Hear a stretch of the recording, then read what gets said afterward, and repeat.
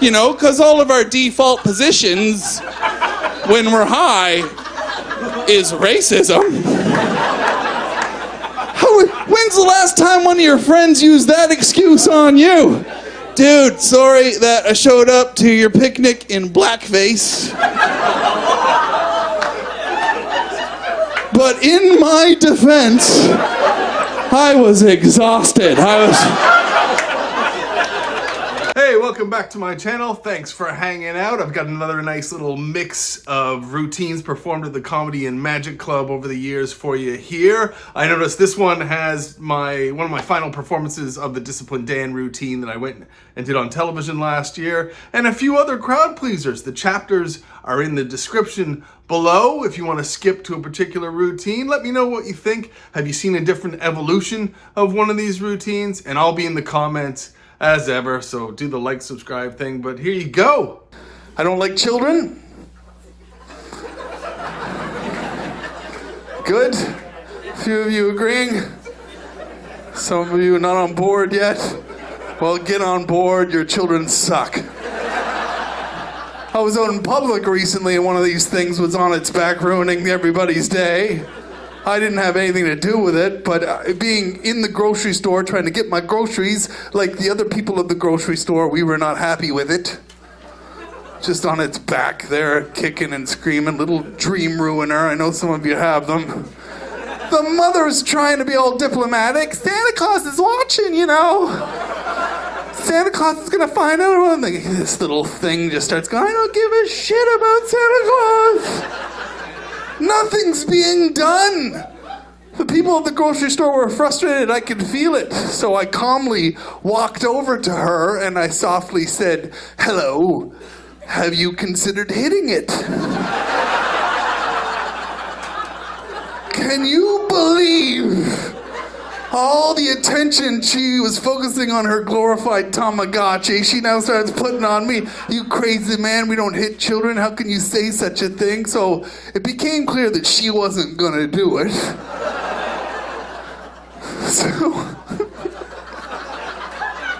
So I had to step up. So, merely with a retraction of the fist, you know, maybe a little bit of a sound effect, a little bit of a, right? Ladies and gentlemen, I'll tell you right now, he shut up. The two tears that were coming down his cheeks went back up into his eyeballs. The people of the grocery store had spoken. We were happy, except for the mother. She was angry. She accosted me with her words.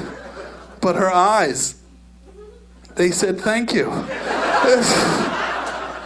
This is what made me realize we need a new system to take the world back from the children, because Santa Claus is watching doesn't work anymore. And it takes a village. I propose something new. I'd like to call him Disciplined Dan, the Beatings Fairy. And this is a good system. We should all get behind it just as much as we get behind this freaking Santa Claus lie. Disciplined Dan, the Beatings Fairy. Let's go to a theoretical land where I had one of these things, right? Say I'm out in public with it, and just like in that last story, it's on its back, kicking and screaming and ruining everybody's day. Naturally, I had to say to it, yes, Jason John Jr., I won't spank you here in public because I love you and I don't want to go to jail. Then what I'll do, what's your name, my man? Brennan. Then I will send you, Brennan, a text message with the location of the grocery store, and you come down to the grocery store and you wait outside in the bushes. Which brings me to phase 2 of the Disciplined Dan implementation, a brief one-sided discussion of the uniform. You can tell me what you think afterwards, but I'll tell you my idea, which is silver sparkly wrestling jumpsuit and like a luchadero mask with no mouth and slanty black unforgiving eyes. Brennan, you're in the bushes. You get on the Disciplined Dan uniform and you wait for the opportunity as I exit the grocery store with my bastard child. Then, as soon as those glass doors slide open and the fresh air hits us in the face, that is when you leap from the bushes and beat the snot out of my child. And then you run off into the distance and leave me to be the loving, caring father that I would be. What happened there, Jason John Jr.? It's just like you said, Dad. Disciplined Dan found me. I guess you're gonna have to think twice about being a little bastard in public. Yeah, because he beat the shit out of me. Mind your language, son. I told you about Tantrum Tom the swearing fairy. That, ladies and gentlemen, is how we take the world back from the children. Sends out a racist tweet.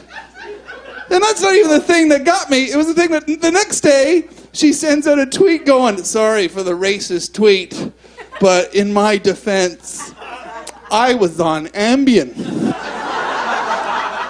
The sleeping drug. Now, in my culture, that I come from, both of them, we would find that a weird excuse. Sorry I was racist, but I was on a sleeping pill. I have never heard a Canadian or a British person. But I woke up here in America and I read that tweet and I thought, that is weird. And then I turned on the TV to see, 50% of Americans think that's perfectly normal. Of course she was racist while she was on a sleeping drug. You know, because all of our default positions when we're high is racism. When's the last time one of your friends used that excuse on you? Dude, sorry that I showed up to your picnic in blackface.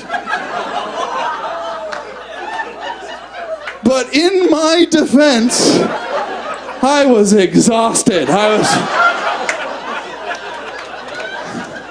was so tired. I didn't know what was going on. Yelling at the husband.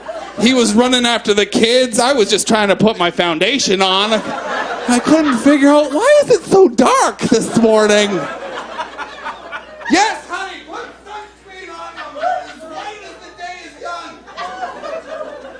This just looks a lot darker than normal. Maybe if I compensate by making the lips super thick and red.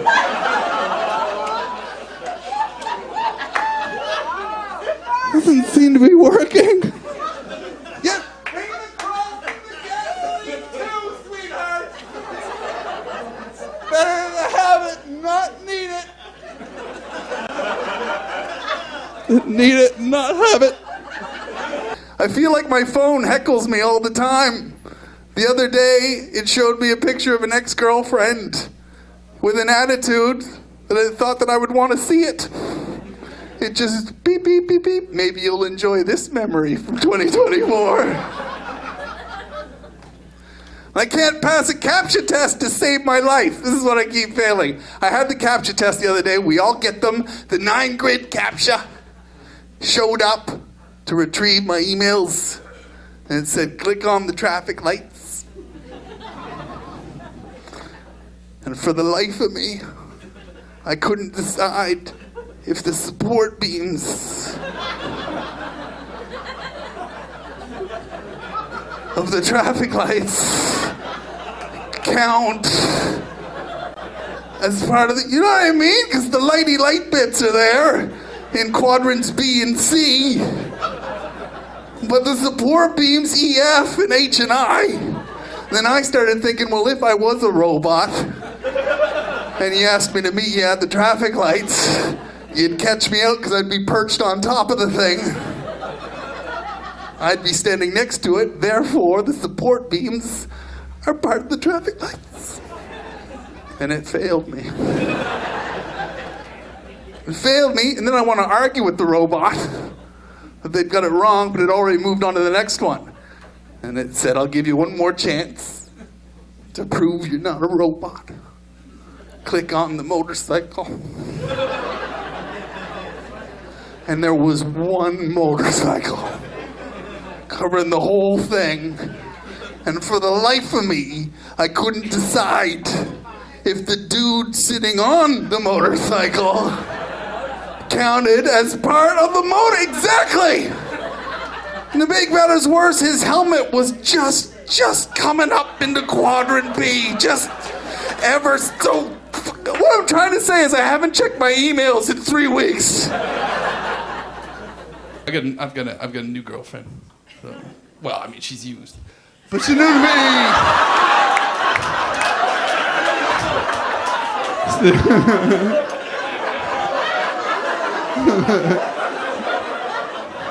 New to me, so she's new car smell. It's a good new car smell. I'm happy right now because I know that I'm healthy. I've been a comedian for 20 years. I've been a road comic 20 years, but I finally got a job, so I got some health care. So I saw the doctor last week, and I know that I'm not dying, so I can continue to do bad things to my body. It's really exciting. It was such a weird meeting with the doctor, too. Like, hi, doc, I haven't been to a doctor in 14 years. Do you have a prescription for a lifetime of bad decisions? Because this is gonna get awkward quick. Because, a comedian, I don't know if you guys are aware of our lifestyle, but 20 years on the road, I haven't really been eating kale salad. I look better with my clothes on, basically. So I was ready for really negative news. A few truck stops I have been to, ordering a kale salad gets you something very different. Very awkward behind the gas station. So I'm in there with the doctor, and that had to happen. Yeah, I've never had that. And if there is any guy in here confused right now as to what I mean, come on, ask a friend, or you're gonna die. So I had to get the prostate exam with the doctor, female doctor, and I thought I was prepared. I thought I was manned up. I'm a modern man. I had it in my head. I was like, this is okay. This has to happen. I've never had a digit in this area, but everything's gonna be okay. And the doctor, she snapped the rubber glove on. I was like, all right, I know what to do. She's like, roll over. I rolled over, but I wasn't aware that you have to present. She got mad at me because I didn't present. I just rolled over like I was playing coy or something, like chase me, I just rolled over, unaware that the two bags of blubber that I call my butt cheeks just were slapping together, and she'd have to go on a treasure hunt to find what she's looking for. So I got yelled at before it even happened. So the finger thing hadn't happened yet. She's got, you got to stick it out. You got to present. And I didn't know I had something back there that I could stick out. I've only known the other. Anyway. So I presented. She was in and out. She's like, your prostate's fine. But what really still bugs me is the way I reacted. Because I had built it up in my head, and I thought I could man up, maybe I'll grunt. Overall, I probably won't make any noise. I'll just take it like a man and get the news. But this is how I reacted.